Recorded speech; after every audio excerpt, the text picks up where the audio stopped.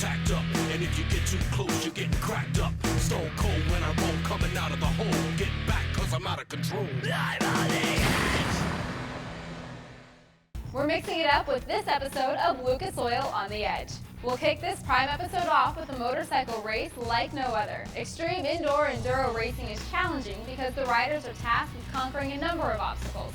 Rocks, tunnels, tires, and stairs are all a part of the course here in South Dakota. It's tonight on Speed. All right, let's kick some dust up. Ken Stout and Brian Olson ready to call the action for you here from the MX4 Fun Extreme Indoor Enduro presented by General Tire. We're in Rapid City, South Dakota, and the stands are packed. All the fans are here to watch some great racing action, and we'll kick things off with the open class. Let's get it down to Rob. Well, thanks a lot, guys, and it is time to go racing here in Rapid City, South Dakota. The open class. What's cool about the open class? Yeah, you guessed it, fellas. It's open. Run what you brung. 125, 250, 500 cc. Gas-powered, methanol-powered, heck, you got some propane, bolt it on and go racing. That's what this class is all about. Open class, age limit, there is none. Any age can run it. That's what's cool about it. But this course is equally cool, very challenging. We're going to talk about it all night here in Rapid City. A lot of obstacles. Most crucial area, going through the stairs. It's slippery, it's wet, it's dusty. That, boys, is enduro. And of course, don't be confused, they'll all be on gas here tonight. Here's a look at some of those obstacles. Talking about the logs, the tires, Brian, they'll have their hands full. One overhead shot here, we'll give it to you. Rocks, trees, yep, stairway, they use it all here. And it is about crazy as it gets. It is tough on the riders. The cool part about it here is, on the start, every rider leaves with their hands on top of their head. They're not on the handlebars, and there'll be some 20 of them, Ken, trying to leave the start line at the same time. Yeah, and I must say as well, in this open category, you better be ready to play hardball. It's only 5 laps in distance, but don't think for a second that that's not difficult. It is very, very hard. You have to be in extremely good physical condition. You can see what you were talking about, hands on the helmet. Then, of course, gentlemen take off. You go down, they have to start the bike and then launch. And right off the bat, here we go. Through the forest, Donovan Lindsley takes the early lead. Wow. You're right, man. You talk about physically fit. Over the tires, over the telephone pole, then back over the wood chunks, the railroad tracks. Yeah, and the hand-eye coordination is amazing. I mean, take the railroad tracks. For example, if you don't stay on that beam, that front tire dips down in between, it'll launch you right over the handlebars. And now we're going to head toward the stairway part of the deal. Almost kind of like, remember when they raced in the Coliseum, they would go out and right back in? Yeah, go way up those stairs, make a U-turn. This is just great. So, you mentioned before, they're using all of the floor and then some of the under the seats, part of the grandstand area, back down the stairs. It is an obstacle course, to say the least.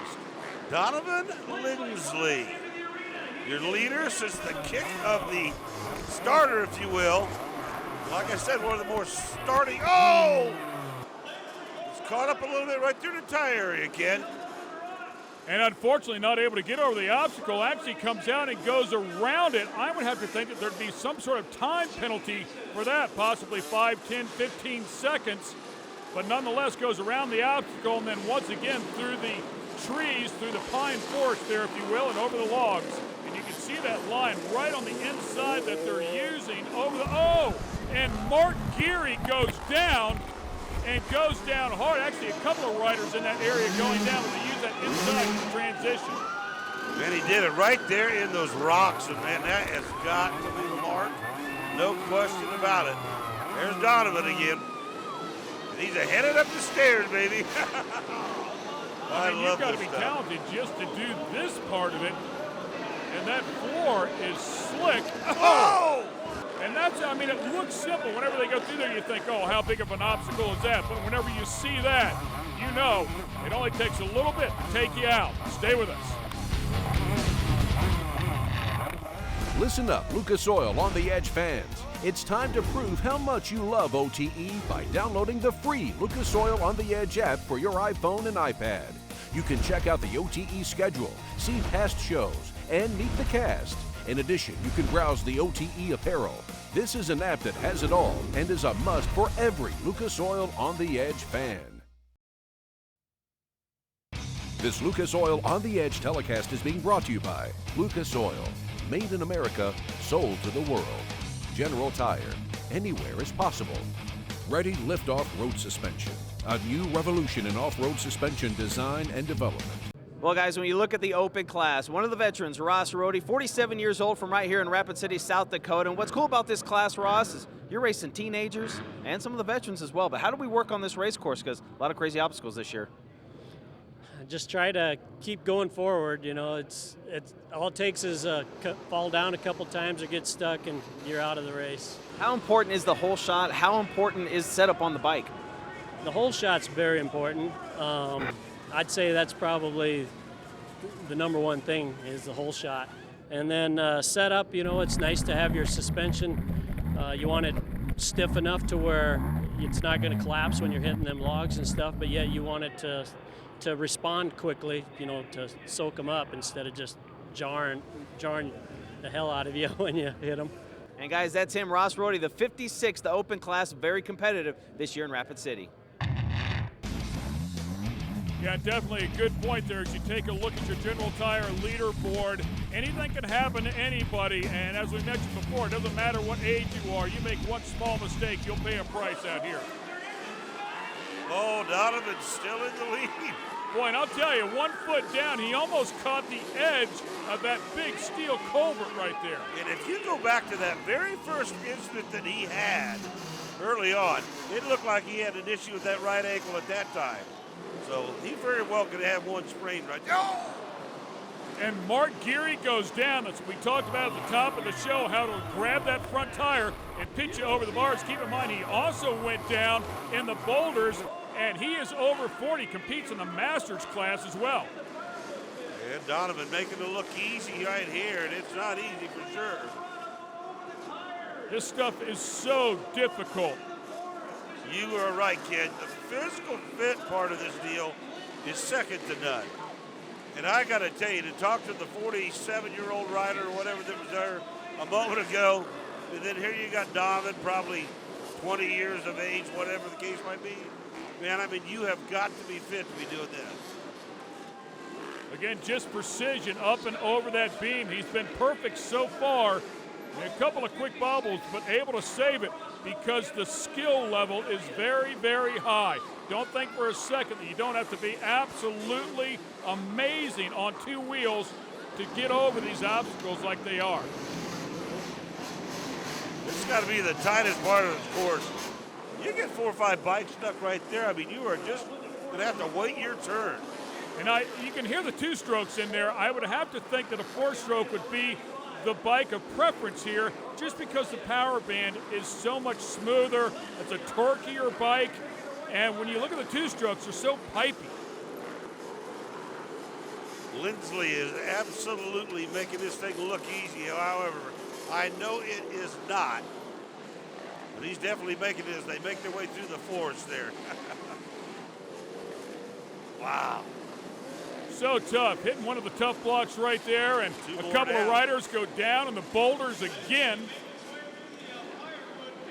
And making those railroad tracks look easy, but when you go over them at that speed, one small mistake, and it could be the end of the race. Don't forget the duck, by the way, when you go to the tunnel. You got a duck, too. That is bizarre, to say the least, man. Using the berm, once again, 5 laps in distance, and you can get up in here, get caught in traffic a little bit. You might not be able to make a pass. Good news is the guy behind you can't make a pass either. It's got another one struggling there to get over that huge log. Here comes Donovan. Should get the checker right here, and he does. Donovan Lindsley doing a great job. He got that whole shot that we heard a little bit earlier is so important, and then kept it clean the rest of the 5 laps. So he'll pick up the win here, followed by Brandon Woodhead. And guys, for Donovan Lindsley, a dominating performance in the open class. Congratulations. A 20-second lead at some point. How'd you do it? Just picked smooth lines again. Made my lines carefully, try to stay out of lap traffic, and not fall down was the key today. Yeah, it seemed like a lot of guys were down, a lot of carnage out there. How do you fight this racetrack as well as the riders that go down? I do a lot of preparation. I ride at home, I race ring cross. I got enduro cross practice at, ride as much as I can. So like I said, making those smart lines and riding good. He made it work. Congratulations. He picks up the win, but we're not done yet. When we come back, it'll be the Masters who take a crack at this one. Hopefully it goes smoother than that.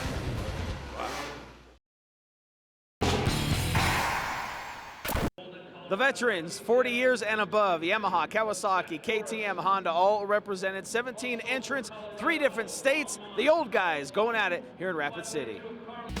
And there's a couple that'll be pulling double duty that were also in the open class. So don't count those old guys out just yet.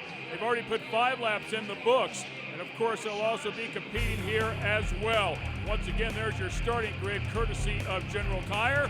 Hands will have to go up on the head for the official call, and then immediately kick that thing off, hopefully in one kick, get it lit off, and look for the hole shot. But if you got to kick that thing more than one time, you are doomed. And then if you get a little bit too wound up early on, you very well can fall over pretty quick too. Mark Gary on board on the 113. And one of those guys pulling double duty out of the open class. So Mart trying to hang on here because we saw Mart go down in this area, in the boulder area. We actually saw him go down in another area as well. I believe he also went down over the railroad track, so he's going to need to ride perfect here. Oh, man, look at that. Oh, Now, there's something else that you can do right there. You can kind of high side your bike a little bit, if you will. And that's part of the reason why you've got to be right dead on when you come to those spots. Give it enough gas to kind of jump over that great big log there, if you will. yeah, you need a little momentum to kind of slide that case, if you will, over those tall logs. Wow. That is so bizarre right there. And it looks easy, again, whenever you're going up the steps. But if for some reason you make a mistake or you lose traction, you go to put your foot down, you can't reach the bottom. You don't reach the floor. Absolutely not.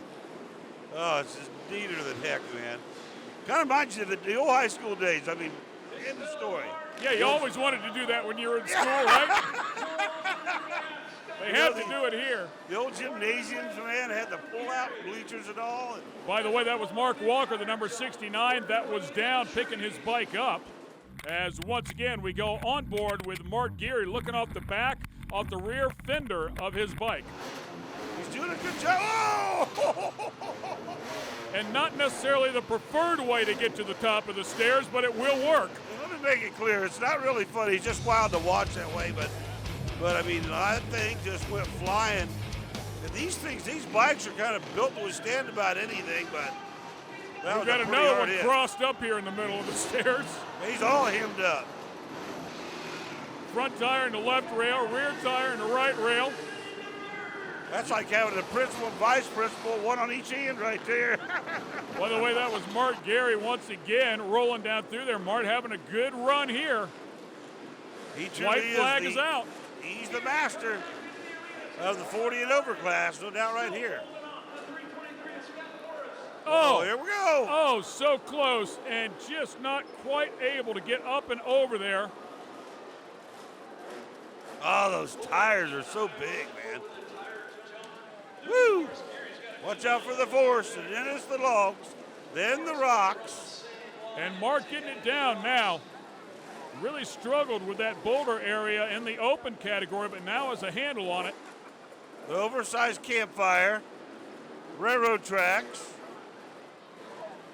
I'm telling you, you're right, kid, from the start. You have got to be physically fit to do this, especially if you're over 40. Yeah, and then to roll back out here and make it 2 events as Mark Geary heads down and behind the stadium once again for the final time. If he can get through here cleanly, and trying to make a pass. Checks up, he just needs to stay clean here to find his way to the checkered flag. He's getting a little bit of help here. Some guys trying to make the push here, but Martin doing the better job of the two. And as we saw just a moment ago, a 20-second checker flag is out, and Mark Geary is your champion. Congratulations, pulling the double here tonight. Mark Geary pulls off the win. Scott Forrest right behind him, and the top three rounded out by Lee Waldo. So congrats to the Masters, the veteran category, for coming out. Well, guys, in the veteran class, you have to be at least 40, and Mark Geary, 45. So you got it done. But talk about that race. You're looking like you're a young guy out here, not out of breath at all. Oh, no, I'm out of breath. Pretty shot. How about the race out there tonight? Looked like once you got out front, didn't have a whole lot of competition. No, one guy was keeping me honest, so he made me work for it. How about the track this year? A lot of challenges out there. Yeah, a lot of challenges. There's no rest anywhere. Congratulations, big win. All right, thank you. We love to hear from our fans. Go to www.facebook.com and become a fan of Lucas Oil on the Edge. Join our OTE private group or like our page. Then post your comments about this Lucas Oil on the Edge episode. It's about time for some quad racing on sand. This 300-foot sand and clay course is unpredictable, and the quad riders need to be on the tree if they want to move on. The ladder is set with 8 riders, all looking for the win. The course is 300 foot long. We're at West Michigan. It's the Quad Sand Drag, presented by Lucas Oil. We're at West Michigan Sand Dragway in Mears, Michigan. Once again, Ken Stout and Brian Olson here to call the action for you. And yep, wheelie bars, paddle tires, and a lot of fun. Guys, the Pro ATVs are as evenly matched as they come. Most of these riders are going to have between a 3.8 and 4.0 elapsed time, meaning it's crucial here at the starting line that they get a good light. And whoever has the best reaction time, well, it's most likely going to be the same guy who gets the win light at the end.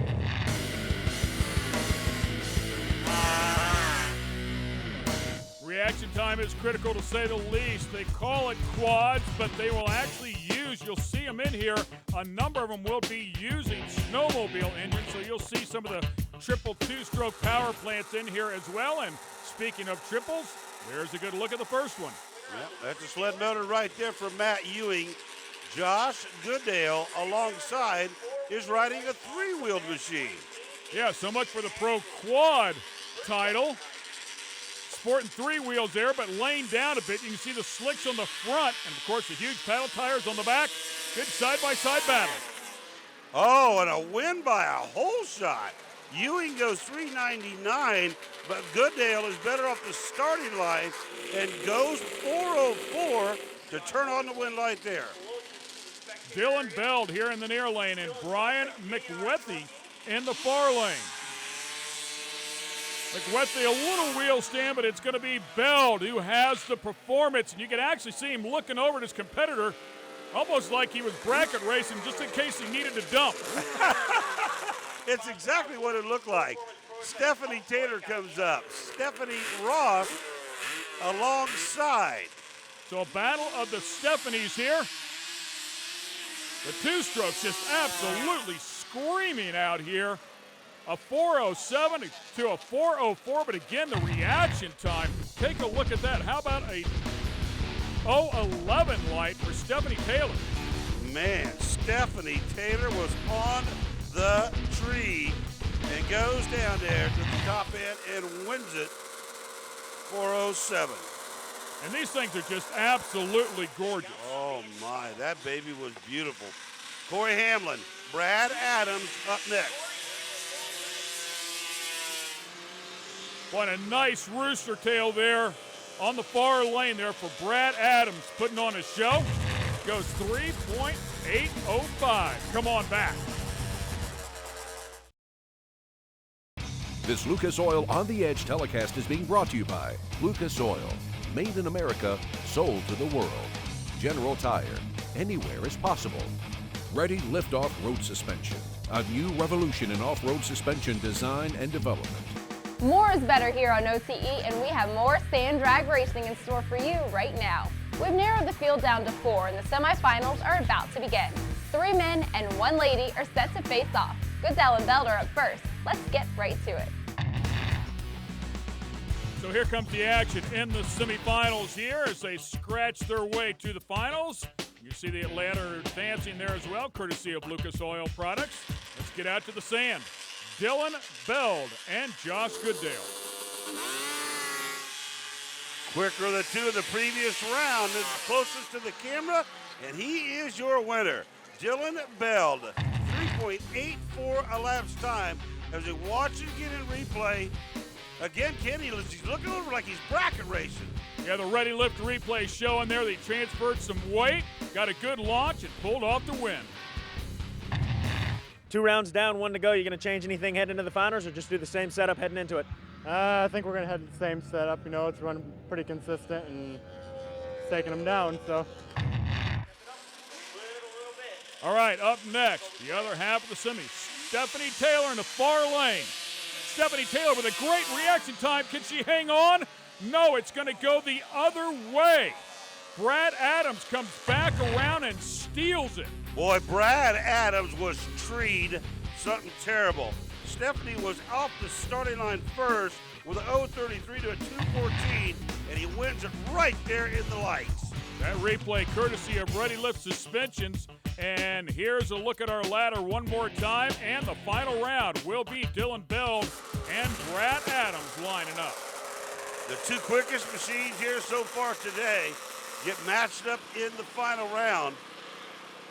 And Bell ends up in a lane he's not played too much in so far today.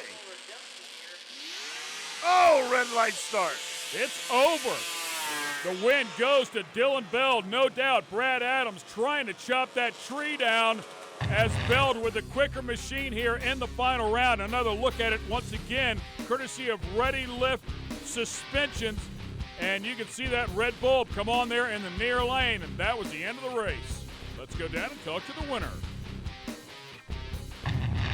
Well, Dylan, you probably hate to win them this way, but you win on a red light. Right, I guess you can take them any way you get them. Red light's a red light, but you know, you hate to do it. And yeah, I guess I'm glad it won.